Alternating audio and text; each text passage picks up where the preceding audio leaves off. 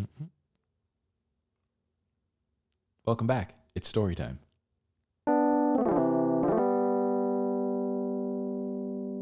Today we are going to be looking at one of my favorite stories, David and Goliath. Now, I heard this story many times in youth group, and it was always in like this, I don't know, sort of context of, if you are young, God can use you too. You don't have to be an adult. God can use even you if you have faith. That's great. That's a good takeaway. However, David's boldness and his faith and his fearlessness in the face of danger, there's some backstory. And there's a rapport that he has established with God, and some events have happened prior to that. And it is on account of some of the things that David did that establishes his baseline faith to do this thing. I think that's the real takeaway. It's a very important thing that I think should be the focus of this story, especially when it's told to younger folks. Backstory. Israel is encamped, has drawn up a line of battle against the Philistines. And they are basically on either sides of a mountain with a valley in between them. There's some like perimeter skirmishes happening. And Goliath, their champion, he's about a little over 9 feet tall. He comes out and he is basically like, send out your champ and let's go mano a mano. And winner takes all. If he beats me, we'll be your servants. But if we beat you, you have to surrender. And that's it. So everybody's terrified because, from what we can gather here, there's nobody on the Israel side that's that physically formidable, right? Everybody's kind of regular. Saul, their king, is probably one of the, when he's anointed, he's like head and shoulders above everybody else. So he's probably the biggest dude, or one of the biggest dudes. And he ain't trying to go out there. So David ends up in Saul's services. He's his armor bearer. Saul's obviously not on the battlefield, so David's not on the battlefield. And David's going back and forth between the battlefield and his father's farm. Tend to sheep and everything like that. Like he also works for his dad. So he shows up and he hears Goliath calling out, cursing and all this kind of crazy stuff and taunting Israel and God and all this sort of thing. And David's like, brother, what's this guy talking about? And why is he not dead? And everybody's like, bro, don't be talking that nonsense. David's brothers are there. There's older brothers. They're like, don't be talking that nonsense over here, David. Coming here being disrespectful. These are hardened soldiers. What are you talking about? You just came here to watch people die. Little sick boy. And he's like, no. I'm just asking, what happens when somebody kills Goliath? Like, is there a big reward? What's all the fuss? Is there not a reward for killing this guy? Like something? Like, why has no one gone out there and done this? So David says to Saul, the king, it's going to be all right. I'm going to take care of this guy. So that's where we pick up. It's in, I believe, verse 31. Let me double check. 31. We're going to jump right in. I'm going to read straight off the computer because I don't know how this is kind of chunked out where I want to stop. But here we go. This is 1 Samuel 17, starting in verse 31. When the words that David spoke were heard, they repeated them before Saul, and he sent for him. And David said to Saul, let no man's heart fail because of him. Your servant will go and fight this Philistine. And Saul said to David, you're not able to just go against this Philistine to fight him. You're but a youth, and he has been a man of war since his youth. But David said to Saul, your servant used to keep sheep for his father. And when there came a lion or a bear and took a lamb from the flock, I went after him and struck him and delivered it out of his mouth. And if he arose against me, I caught him by his beard and struck him and killed him. Your servant has struck down both lions and bears, and this uncircumcised Philistine shall be like one of them, for he has defied the armies of the living God. And David said, the Lord who delivered me from the paw of the lion and from the paw of the bear will deliver me from the hand of this Philistine. And Saul said to David, go. and the Lord be with you. Let's keep going. Then Saul clothed David with his armor. He put a helmet of bronze on his head and clothed him with a coat of mail. David strapped his sword over his armor, and he tried in vain to go, for he had not tested them. Then David said to Saul, I cannot go with these, for I have not tested them. So David took them off.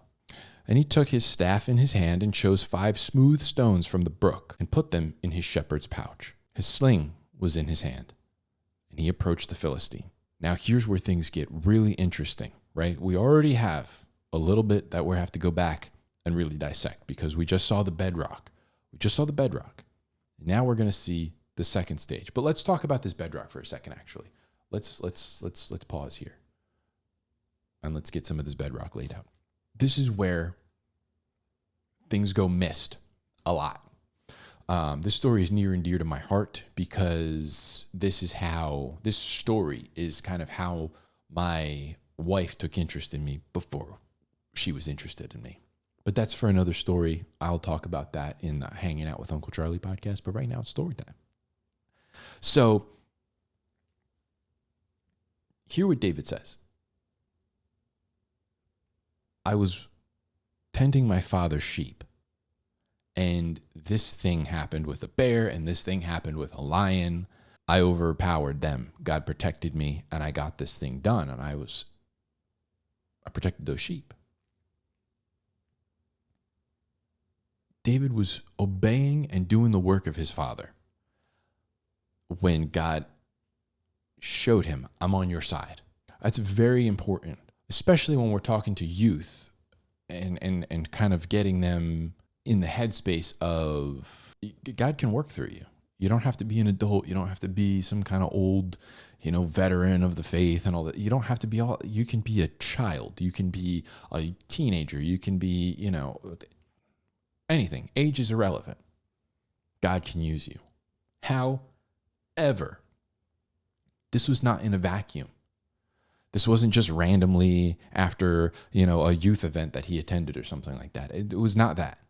This was years of obeying his father and doing that work. And in doing that, in being faithful to the job that he was tasked with and obeying his father and being responsible for the sheep, God revealed himself to David and said, I am on your side and I will protect you. And there's also a little bit of symbology here where he was a shepherd like Jesus who's delivering the flock out of the enemy, out of death, that kind of deal. So there's some symbology there. But really, David goes before Saul and says, I have this boldness because of this. And I trust that God will deliver this Philistine into my hands the same way he delivered the lion, the same way he delivered the bear when I was out being obedient to my father. Out doing what I was supposed to be doing before. Now I find myself here where I need to do what I'm supposed to do here, and the Lord will be faithful to me again. That is very, very, very important. That is a massive takeaway. I shared this with a youth group once a long time ago, like I said, and I could see the wheels turning. And that's great. That's what you want. Listen, that's the takeaway. That's the takeaway from that portion of the story. Do what you need to be doing. Be responsible. If you've got a job, work it. If you have responsibilities and chores, do them. Obey your parents. Obey. Be a child of obedience.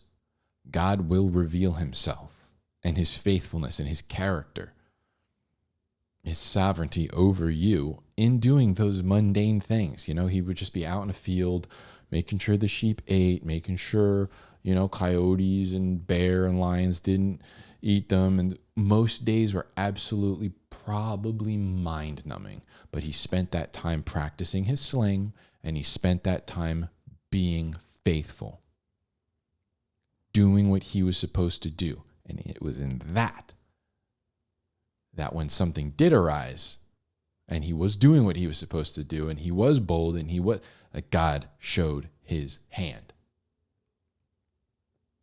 Now it's time for the big leagues.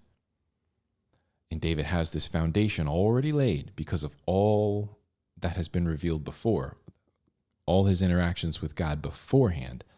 in doing those mundane tasks. Now all the spotlight's on him. Now the whole army of the nation is watching him. So again, this didn't happen in a vacuum. There's a whole backstory. There's a whole history, years of David just doing mundane, obedient tasks. And that's where the Lord showed. That's where the Lord built this rapport with him. So focus on that. That's takeaway number one. Focus on that. Be about your job. Be about your work. Be faithful in doing that thing, and the Lord will reveal his hand. He'll build up that rapport with you. And then when it's time for the big leagues, it won't just be like some kind of like blind faith where, oh, I just have to do now this big thing and I don't know. I don't have a track history. I don't have anything else. No. He's already delivered you from the bear, and he's already delivered you from the lion. So this will be no different. It's just bigger, right? Let us keep going because there's another really awesome little thing here. So let's pick up in 41. And the Philistine moved forward and came near to David with his shield bearer in front of him. And when the Philistine looked and saw David, he disdained him. For he was but a youth, ruddy, I don't know how to pronounce that word, and handsome in appearance. And the Philistine said to David, am I a dog that you come to me with sticks? And the Philistine cursed David by his gods. And the Philistine said to David, come to me, and I will give your flesh to the birds of the air and to the beasts of the field. Then David said to the Philistine, you come to me with a sword and a spear and a javelin, but I come to you in the name of the Lord of hosts, the God of the armies of Israel, whom you have defied. This day the Lord will deliver you into my hand, and I will strike you down and cut off your head. And I will give the dead bodies of the hosts of the Philistines this day to the birds of the air and to the beasts of the earth, that all the earth, here's the big one, pay attention, that all the earth may know that there is a God in Israel, and that all this assembly may know that the Lord saves not with the sword and the spear, for the battle is in the Lord's, and he will give you into our hand. And then we all know how the rest of it goes, but let's read it anyway. When the Philistine arose and came and drew near to meet David, David ran quickly toward the battle line to meet the Philistine. David put his hand in his bag and took out a stone and slung it and struck the Philistine on his forehead. The stone sank into his forehead, and he fell on his face to the ground. David prevailed over the Philistine with a sling and with a stone, and struck the Philistine and killed him. There was no sword in the hand of David. Then David ran and stood over the Philistine and took his sword and drew it out of its sheath and killed him and cut off his head with it. And when the Philistines saw that their champion was dead, they fled. And the men of Israel and in Judah rose with a shout and pursued the Philistine as far as Gath. It goes on and so forth. So there's a big one here. And this is going to lay the foundation for a lot of things, a lot of things that are going to happen in Israel's future. And it kind of punctuates and emphasizes a lot of things that have happened in the past. God is establishing himself. He's there. He's presiding over it. Not condoning everything that they do. Well, we're going to see clearly. But there is a God in Israel. He is real. And he fights the battles. And there's going to be many instances later where it's very evident that he fights the battles. Because what happens is, in these other nations that are arising, they're all pagan nations, and they all have a leader that rises to the top and declares himself to be some sort of a god, whether it's a pharaoh or whatever. They all get to the top. They all build these great empires or these great cities and these high walls, and I'm impervious and nobody can defeat me, and I have all the riches and all the power, and I'm the god. Or they have some other, Dagon or Baal or whatever, and that's the god, and I am his mighty soldier, his right-hand man, his chief priest, his whatever, and I'm untouchable, and I'm this, that, and the other thing. And then when they go up against the God of Israel, they're destroyed, utterly destroyed. This was a perfect example of that. And it's crazy, David's insight into what is happening at such a young age. At such a young age. There's a takeaway for both, right? So He's going to demonstrate here and through many other instances to the world that there is a God in Israel. A real interacting with everybody around them God in Israel. 100%. And he's going to illustrate to the people of Israel, to the armies of Israel, that he does not save with the sword or the spear. He's not going to deliver by the hand of man. He's going to deliver another way. He is going to show there's no way it could have been a mighty man. It could only have been one supernaturally, right? And so, and then like 5 seconds later, it's demonstrated right in front of them. A 1 in a billion chance of getting the stone, putting it in the sling, whipping it around, it landing exactly where it needs to land, doing exactly the right damage. He falls on his head. David pulls out his sword, whacks his head off. Boom. It is said, done, and then case closed. Rest my case. God demonstrates himself that there is a God in Israel and that he does not save by the sword or by the spear, right? Crazy, crazy, crazy interaction. David's faith and insight is kind of crazy. But again, there's backstory.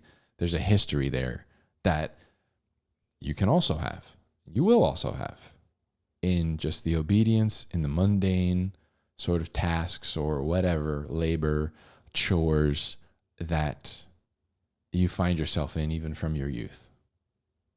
So that's it. That's the story. And that's the takeaway. Thank you for watching.